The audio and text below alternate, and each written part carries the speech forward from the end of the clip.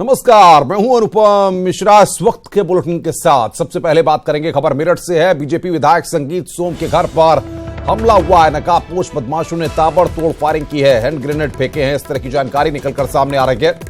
Swift car में सवार होकर आए थे 4 से 5 बदमाश। हमले के वक्त घर में मौजूद थे संगीत सोम। स्विफ्ट कार में सवार होकर 4 से 5 बदमाश वहां पर आए थे। हमले के वक्त घर में मौजूद थे संगीत सोम। तो सबसे बड़ा सवाल यह है कि आखिर वो लोग कौन थे जिन्होंने संगीत सोम के घर पर हमला किया है। मेरठ की पुलिस ये पता लगाने की कोशिश कर रही है, पड़ताल करने की कोशिश कर रही है कि आखिर नकाबपोश बदमाश वो कौन थे जिन्होंने ताबड़तोड़ फायरिंग की और हैंड ग्रेनेड फेंका है।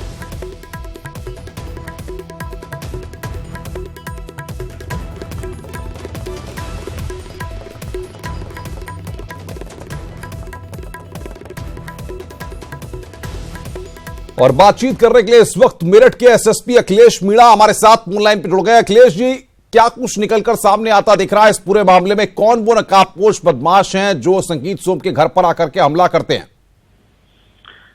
इसमें आपको ये मैं अवगत करा दूं, ये रात की घटना है। उसी समय सभी मेरे साथी अधिकारी सभी पहुंचे थे। हम लोगों ने बातचीत की गार्ड से, तो बताया गया कि एक सफेद गाड़ी आई थी, उसमें से एक व्यक्ति जो काले कपड़े कुछ पहने हुआ था वो उतरा और उसने फायर किया और एक ग्रेनेड लॉन्च किया। इसमें आसपास के जो सीसीटीवी हैं उन सबको देखा जा रहा है। उनके घर पे तो कोई सीसीटीवी कैमरा नहीं था, लेकिन आसपास के जो गली उसमें हैं उनको देखा जा रहा है। और जो हमारे कर्मचारी गार्ड सुरक्षा में तैनात थे उनसे भी बातचीत की जा रही है। और इनको माननीय विधायक जी को जेड सिक्योरिटी मिली हुई है। तो ये घर में इनके साथ में सीपीटी रहती है हमेशा। वो थोड़ा गेट से काफी अंदर समय आराम कर रहे थे। तो सभी लोगों से पूछताछ की जा रही है। ये भी पता करने का प्रयास किया जा रहा है कि दिन में तो कोई व्यक्ति या कोई ऐसा कोई संदेहास्पद व्यक्ति तो नहीं आया था मिलने। तो इस पर सभी जितने भी एंगल संभव है सबसे बात करके इसको जल्द से जल्द हम लोग इसको घटना का। अखिलेश जी, क्या संगीत सोम से पुलिस की कोई बात हुई है? उनसे कोई जानकारी मिल पाई है या उनसे किसी तरह से कोई क्लू मिल पाया हो? क्योंकि सीसीटीवी के अलावा संगीत सोम भी बेहतर तरीके से बता सकते हैं। मेरी स्वयं की उनसे काफी बातचीत हुई है, लेकिन वो अभी किसी पे उन्होंने कोई ऐसा शक जाहिर नहीं किया है कि क्या हो सकता है। हम अपने तरफ से और जो कर्मचारी लगे हैं और जो और व्यक्ति हैं उसका उन सबसे चीजें पूछ के आपस में इसकी कड़ी जोड़ने का प्रयास कर रहे हैं कि घटना किन लोगों के द्वारा की गई है, कैसे की गई है। लेकिन अखिलेश जी, सवाल ये खड़ा होता है कि कोई भी बदमाश आकर के किसी के भी घर पर हैंड ग्रेनेड फेंके, वहां पर आकर के फायरिंग करे, तो ये जो ट्रेंड है, ये ट्रेंड पश्चिमी उत्तर प्रदेश में अगर एस्टेब्लिश हो रहा है तो जाहिर तौर पर यह है कि कहीं ना कहीं हथियारों की बड़ी खेप के लिए पश्चिमी उत्तर प्रदेश का मेरठ पहले से ही प्रख्यात है। और उसके बाद इस तरीके से नकाबपोश बदमाशों का आना और इस तरीके से फायरिंग करना, इस तरीके से हैंड ग्रेनेड फेंकना, क्या कुछ क्लूज पुलिस को मिल रहे हैं? कुछ क्लूज मिले हैं। इस घटना को हम चैलेंज के रूप में ले रहे हैं। उसी घटना का खुलासा हम लोग करेंगे। बहुत बहुत शुक्रिया। अखिलेश मीणा हमारे साथ एसएसपी मेरठ जुड़े हुए थे, जो बता रहे थे कि कार सवार बदमाशों ने यहां पर फायरिंग की है और पुलिस को कुछ क्लू मिले हैं। इसमें पुलिस इस पूरे मामले का जल्द खुलासा करेगी। चैलेंज है, इस बात को अखिलेश मीणा स्वीकार कर रहे हैं। संगीत सोम के आवास पर फायरिंग हुई है। हमले के बाद प्रशासन संजीदा है और प्रशासन ने यहां पर संगीत सोम से भी बातचीत की है। ये निकलकर बात सामने आ रही है। मेरठ से इस वक्त की बड़ी खबर, कार सवार बदमाशों ने हैंड ग्रेनेड फेंके हैं। संगीत सोम के घर पर फायरिंग हुई है। स्विफ्ट कार सवार नकाबपोश 4-5 बदमाशों ने ताबड़तोड़ फायरिंग वहां पर की है। एसएसपी मेरठ जिस बात को कह रहे हैं कि सीसीटीवी फुटेज को देखा जा रहा है। मेरठ के सरदना से बीजेपी विधायक संगीत सोम के आवास पर देर रात एक स्विफ्ट गाड़ी में कार सवार अज्ञात हमलावरों ने ताबड़तोड़ फायरिंग की और एक हैंड ग्रेनेड भी घर के अंदर फेंका। क्या है ये पूरा मामला, देखिए हमारी एक खास रिपोर्ट।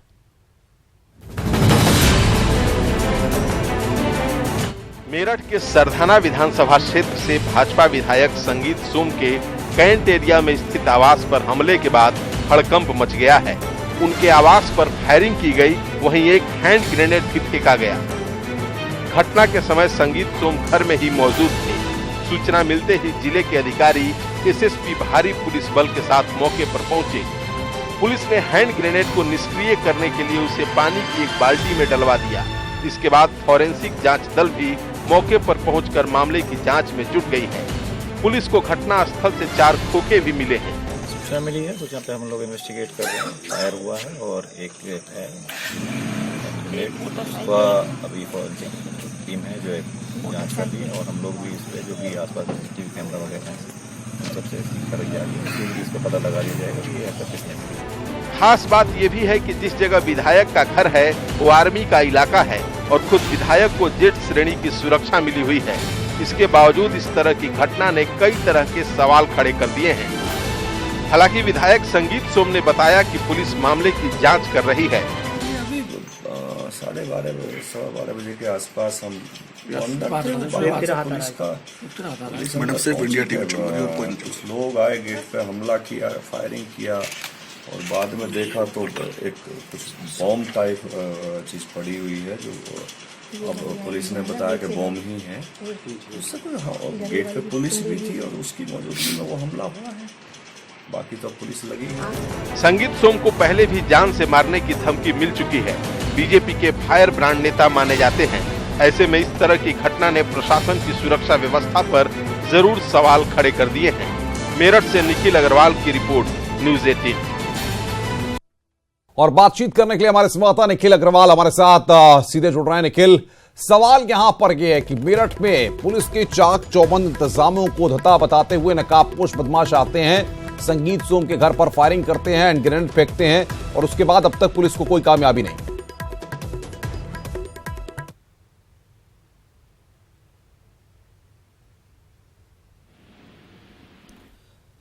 निखिल, आपको मेरी आवाज मिल रही है?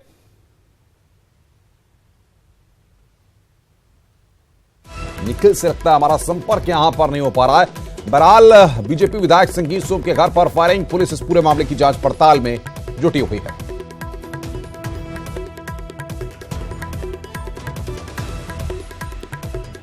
तो पुलिस ने 4 खोखे बरामद किए हैं। यहां पर कैंट एरिया में स्थित है घर, वहां पर यह हमला हुआ। संगीत सोम के घर पर फायरिंग हुई।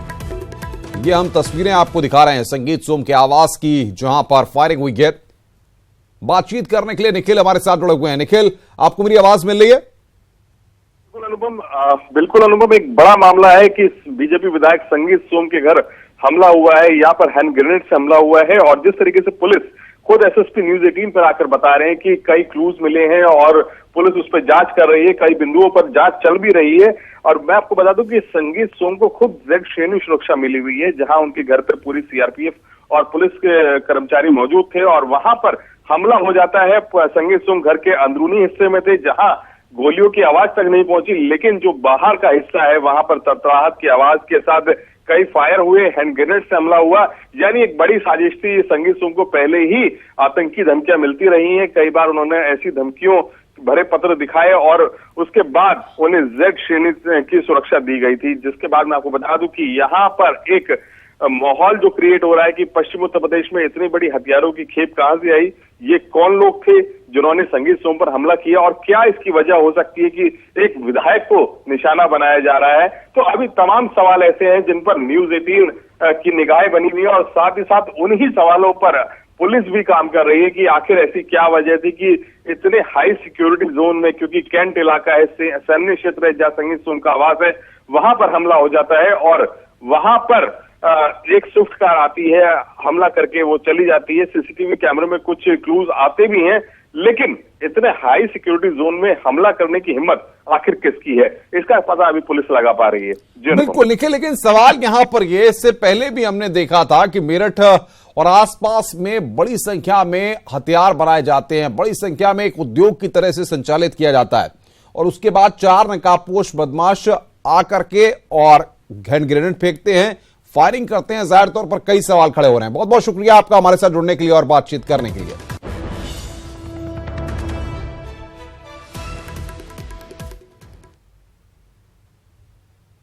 आगे बढ़ते हैं। उत्तर प्रदेश पुलिस की कस्टडी से दिल्ली के पूर्व विधायक के फरार होने के मामले में पुलिस ने बड़ा एक्शन लिया है। क्या यह पूरा मसला, देखिए हमारी ये रिपोर्ट। नाम रामवीर शौकीन, पूर्व निर्दलीय विधायक, पेशा राजनीति, आरोप गैंगस्टर का साथी। तस्वीरों में दिख रहे ये शख्स हैं रामवीर शौकीन। दिल्ली से ये निर्दलीय विधायक भी रहे हैं, लेकिन इन पर गैंगस्टर नीरज बवाना को संरक्षण देने का आरोप है, जिसके लिए रामवीर शौकीन को 2016 में मकोका के तहत गिरफ्तार किया गया था। लेकिन बुधवार को दिल्ली के सफदरजंग अस्पताल से शौकीन फरार हो गए हैं। बताया जा रहा है कि यूपी की बागपत पुलिस उन्हें चेकअप के लिए सफदरजंग अस्पताल लेकर पहुंची थी। इसी दौरान रामवीर शौकीन फरार हो गया। रामवीर शौकीन पर आरोप है कि वो गैंगस्टर नीरज बवाना के साथ संगठित गैंग चलाता था। आपराधिक वारदात से हासिल पैसा रखने का भी आरोप। बागपत AK-47 लूटकांड का भी रामवीर शौकीन पर आरोप। अमित भूरा फरारी मामले का मास्टरमाइंड रहा है रामवीर। वहीं दिल्ली से रामवीर शौकीन के फरारी मामले में 3 पुलिसकर्मियों को सस्पेंड किया गया है, जो बागपत से दिल्ली शौकीन को लेकर गए थे। बीते कई महीनों से बागपत जेल में बंद रहे रामवीर शौकीन के फरार होने के बाद प्रशासन में हड़कंप मच गया है। वहीं आज शौकीन के अंतरिम बेल के लिए दी गई याचिका पर सुनवाई होनी थी। बागपत से शहजाद राव की रिपोर्ट, न्यूज़ 18। और अब बात करते हैं आज की सबसे अहम और बड़ी खबर की। आज का दिन अयोध्या मंदिर विवाद के लिए बेहद अहम होने वाला है।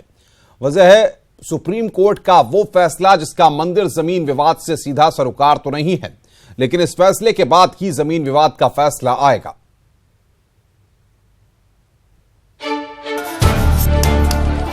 हम फैसले से कोई दूर नहीं है। कोर्ट जो भी फैसला करेगा उसको हम मानेंगे। हम ये चाहते हैं कि फैसला कोर्ट करे।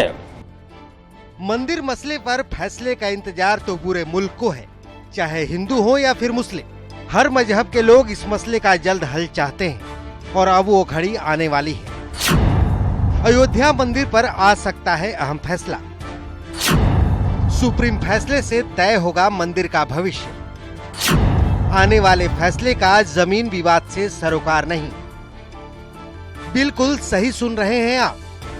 सुप्रीम कोर्ट जो फैसला सुनाने जा रहा है उसका मंदिर जमीन विवाद से कोई सरोकार नहीं है। बावजूद इसके फैसला अहम है। अब सवाल है कि आखिर सुप्रीम कोर्ट का फैसला किस मसले से जुड़ा है। आप खुद देखिए। मसलन संविधान पीठ के 1994 के फैसले पर फिर विचार करने की जरूरत है या नहीं। मस्जिद में नमाज पढ़ना इस्लाम का अभिन्न हिस्सा है या नहीं। सुप्रीम कोर्ट जो इस्माइल फारूकी जजमेंट था, उस सिलसिले में जो केस उसके सामने पुटअप किया गया है उसको लार्जर और कॉन्स्टिट्यूशनल बेंच के सामने रिफर करने के सिलसिले में अपना फाइनल वर्डिक्ट, अपना फाइनल फैसला देगी। दरअसल 1994 में इस्माइल फारूकी केस में सुप्रीम कोर्ट ने माना था कि मस्जिद में नमाज पढ़ना इस्लाम का अभिन्न अंग नहीं है। सुप्रीम कोर्ट टाइटल सूट से पहले इसी पहलू पर सुनवाई कर रहा था। तो इसका ताल्लुक अपील की सुनवाई से डायरेक्टली तो नहीं है, लेकिन इनडायरेक्टली उसी अपीलों में बहस हुई है, तो लिहाजा आप ये कह सकते हैं कि अपील का ही एक ऑर्डर होगा। आपको बता दें कि लगातार 4 महीनों तक मामले की सुनवाई चली। मामले पर सुनवाई 14 मार्च से शुरू हुई थी, जिस पर 20 जुलाई को सुप्रीम कोर्ट ने फैसला सुरक्षित रखा था। मुस्लिम संगठन इस फैसले को बेहद अहम बता रहे हैं, लेकिन हिंदू संगठनों की माने तो ये सिर्फ कोर्ट का वक्त और पैसे की बर्बादी है। देखोगा, ये तो 4 महीना जो हम लोगों के समय गया, यह केवल हम लोगों के या कोर्ट के की शांति बनाए रहने के कारण, न तो कोर्ट तो उसी समय हटा देना चाहिए था। नित्य प्रति सुनवाई कर करके सुप्रीम कोर्ट राम मंदिर का निर्णय करे। हर कोई जल्द से जल्द मंदिर मसले का हल चाहता है। अगर मस्जिद में नमाज पढ़ने पर पुनर्विचार का फैसला आता है तो फिर जमीन विवाद पर होने वाले फैसले में देरी तय है, जो न तो कोई हिंदू संगठन चाहता है और न ही मौजूदा सरकार चाहती होगी। Bureau report, news 18 network.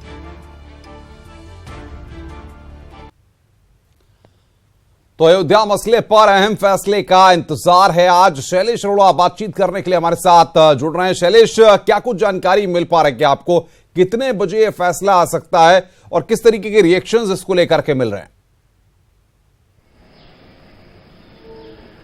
अनुपम, देखिए ये फैसला जो है सुप्रीम कोर्ट का करीब 2 बजे के आसपास आने की उम्मीद है और ये फैसला भले ही सीधे तौर पर उसकी जमीन से जुड़ा हुआ ना हो, लेकिन उसके बावजूद काफी अहम माना जा रहा है, क्योंकि अगर कोर्ट ये कहता है कि इस मामले में आगे सुनवाई की जरूरत नहीं है तो ऐसे में जो मुख्य इसको लेकर केस चल रहा है अयोध्या को लेकर, अयोध्या की जमीन को लेकर, उस पर आगे सुनवाई हो सकेगी। लेकिन अगर कोर्ट 1994 का जो फैसला है उसके ऊपर दोबारा सुनवाई की जरूरत समझता है और आदेश देता है तो ऐसे में निश्चित रूप से जो मुख्य फैसला होगा उसकी सुनवाई में आगे देरी होगी।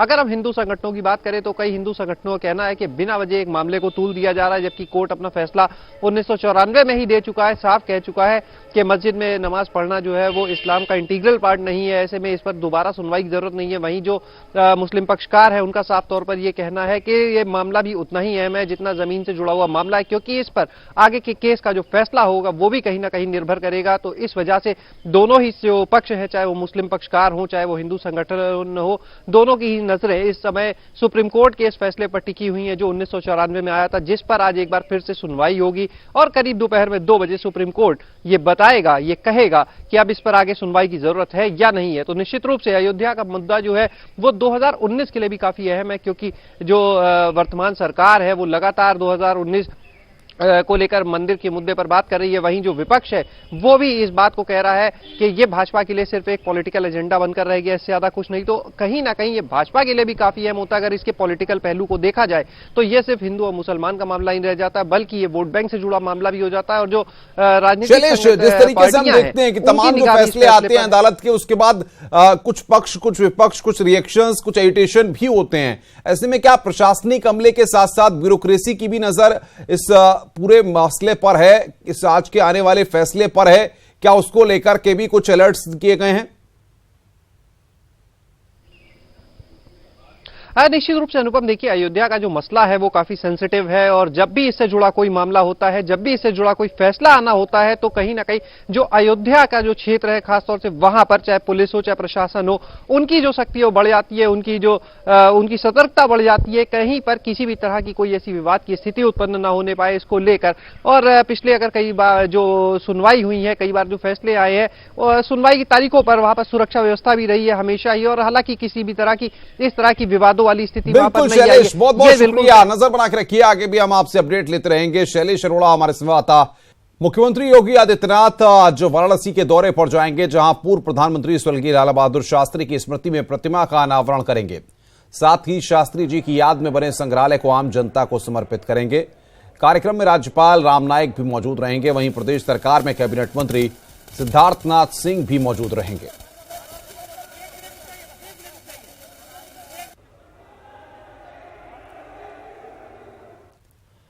मायावती शासनकाल में हुए बहुचर्चित स्मारक घोटाले को लेकर दाखिल याचिका पर आज हाईकोर्ट में सुनवाई होगी। हाईकोर्ट ने राज्य सरकार से विजिलेंस जांच की तेजस रिपोर्ट तलब की है। हाईकोर्ट ने कहा है कि घोटाले का कोई दोषी बचना नहीं चाहिए।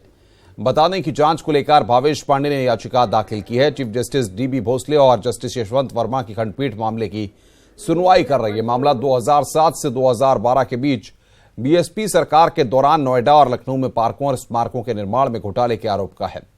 लोकायुक्त की जांच में 1400 करोड़ से ज्यादा का घोटाला सामने आया था। इसमें बसपा सुप्रीमो मायावती, पूर्व मंत्री नसीमुद्दीन सिद्दीकी, पूर्व मंत्री बाबूराम कुशवाहा और 12 तत्कालीन विधायक इस मामले में आरोपी हैं। यही नहीं, इस मामले में 100 से ज्यादा इंजीनियर और अन्य अधिकारी भी आरोपी बनाए गए हैं। इस केस में 2014 में सभी के खिलाफ एफआईआर दर्ज हुई थी। मामले में निर्माण निगम, पीडब्ल्यूडी, नोएडा डेवलपमेंट अथॉरिटी के इंजीनियर और अधिकारी आरोपी हैं।